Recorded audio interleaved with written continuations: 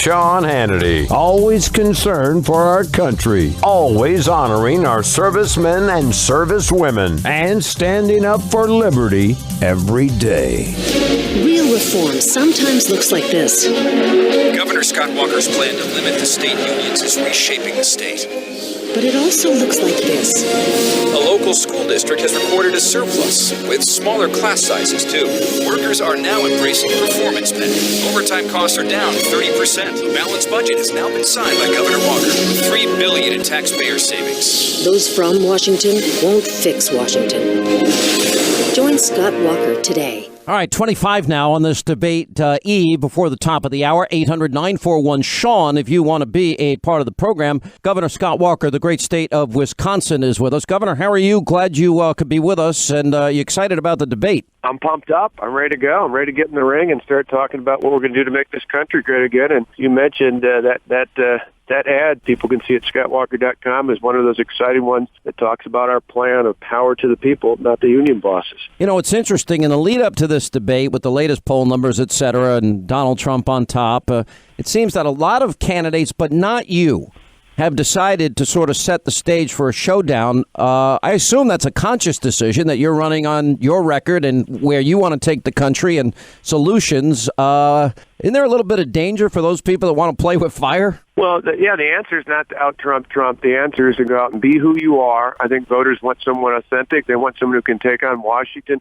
But most importantly, you nailed it. They want solutions. It's why we laid out our plan yesterday to take on unions. To me, any economic plan that doesn't bring our federal labor laws into the 21st century is just incomplete. So as we lay out our plans to help the people of this country, not the government, the people of America, get a better, more vibrant, more exciting, faster-growing economy, changing labor laws is a part of it. But as you know, Sean, I mean, on this stage on Wednesday night, I'm going to be the only one on that stage of the 11 of us who's actually got a comprehensive plan to repeal Obamacare and put patients and families back in charge of their health care. We call it the Day One Patient Freedom Plan. Not only do we send the bill up on day one to Congress to get them to act, on day one I signed the executive order to make them live under the same rules as everybody else in America. I think people want action and they want solutions. Not only are we having a 40% increase for people across the country, Governor, in premiums, but it was reported last week that 400,000 Americans are now losing their plan that Obama said would never happen. You got to keep your plan, keep your doctor, and save money.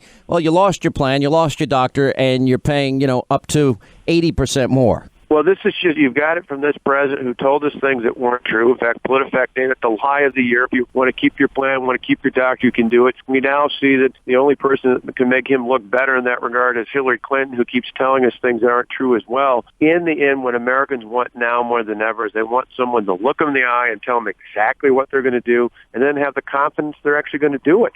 And that's really the name of the game here, is that we have been tested like nobody else who's going to be on that stage on Wednesday night. We have done what we said we were going to do. We did it under unbelievable circumstances. 100,000 protesters, death threats, pushbacks, recall, targeting him last year. In the end, I don't think anyone doubts that we'll do what we say we're going to do. We're laying out clear plans to repeal Governor, Obamacare. We're the only one up there. Others, I challenge. You risked on that stage want to be real. They need to lay out what they would do to repeal Obamacare. Talk is cheap. You need a plan of action. You risked your entire political career for your conservative beliefs, and you do deserve credit for that. And I think that people are going to pay very close attention to your plan, especially, not only on the health care. You're talking about health care savings accounts and competition and portability and pre-existing conditions. Is that all included in that? Absolutely. Every bit of it out there, but it's all based on freedom. It's based on giving the American people to control not only their own health care decisions, but their own health care dollars. You have the ability to go out. If you want, you can buy it. There's no mandate that Obamacare is repealed entirely. The plan simply says you take your refundable tax credit, you go out and buy health care if you want. You can buy it over state lines. You can't be prohibited from getting a plan just because you get sick or because you have a pre-existing condition. You can go out and do it together. If you're a bunch of small business owners or farmers and others, we don't restrict you from doing that. And then, like you said, everybody, whether you buy your own health insurance or not, everybody gets another $1,000 of their own money to go put into a health savings account. It's a good deal all the way around. We put financial incentives for states to pass true lawsuit reforms so that medical professionals are making decisions based on health needs, not based on preventative medicine. All these things are going to actually help lower premiums by helping lower cost of health care, not by having the government dictate it. The U.S. ranked second in worldwide economic freedom as recently as the year 2000. We have now sunk to 16th, according to a new report of world economies. The Fraser Institute's annual report, Economic Freedom of the World, showed that the country's drop started in 2010, the second year of the Obama administration. It's a world-recognized report showing that the U.S. fell in several areas, including legal, property, regulation.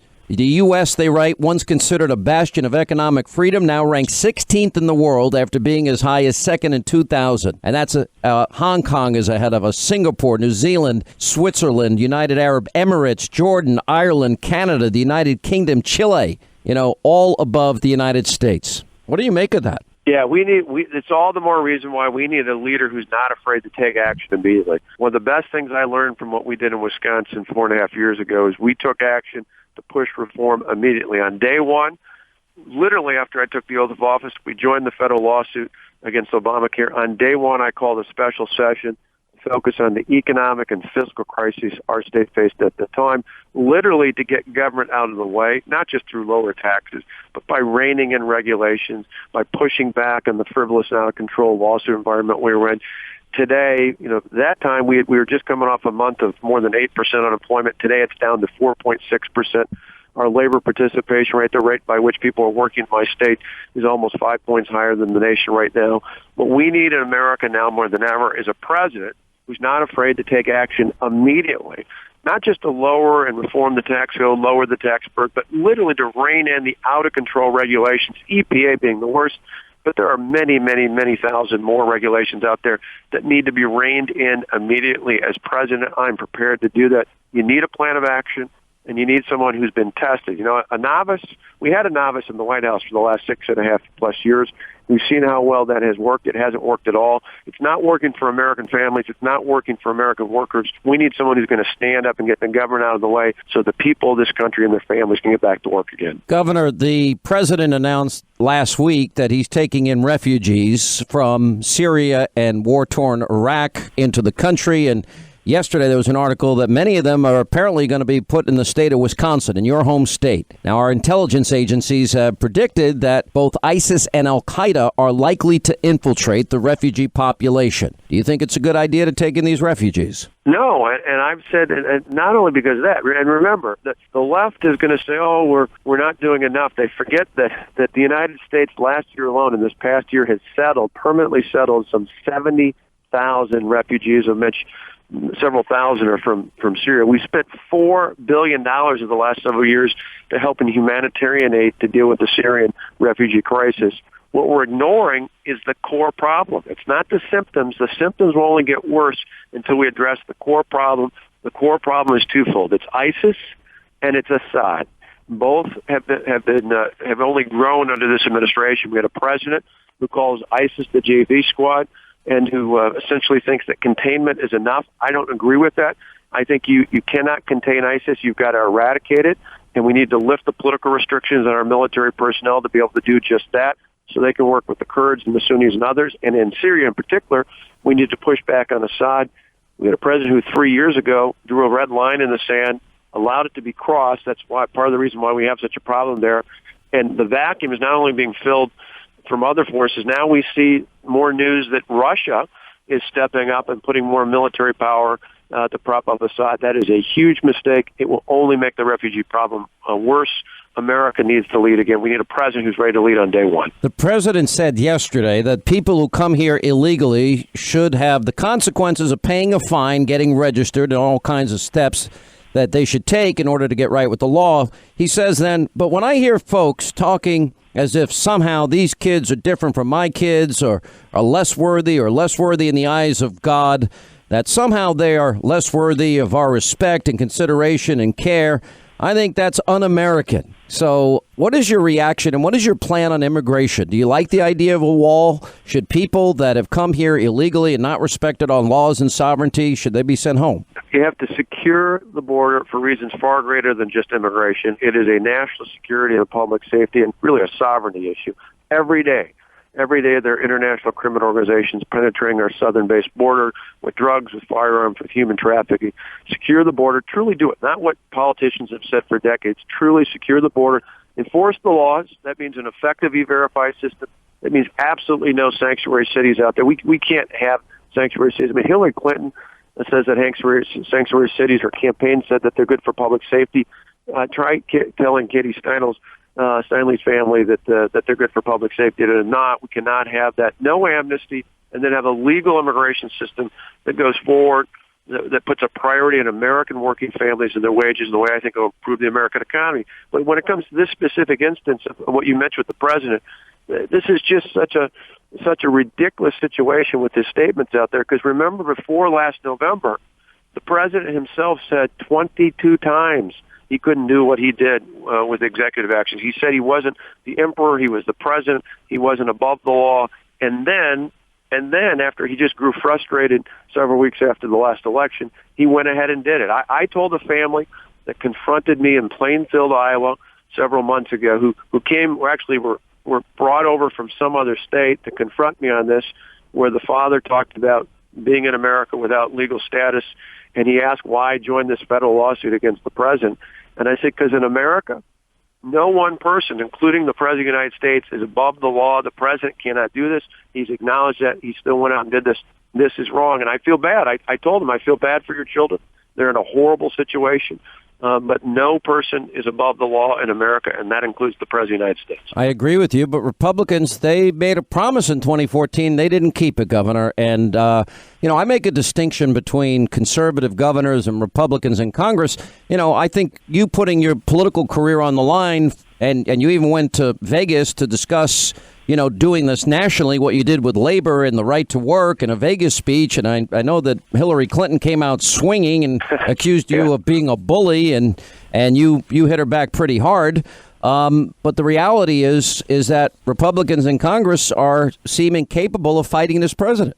Well, and that's why we need leadership from outside of Washington. And I get people's frustration. I think it's part of the reason why we've seen a rise in the polls of some of the so-called outsiders. But in the end, I think people want someone from outside of Washington, but they want someone who's actually been tested. Just on the immigration issue, good example of that. Governor Abbott and I and 23 other Republican governors went to court to block the president from doing what he was doing. It didn't happen because of congressional leadership. It happened because of governors leading on this issue. It's the same sort of thing we're going to do on Obamacare. It's why my day one plan makes them on day one through our executive action. And we can do it because the president carved them out through an executive action. We can put them back in.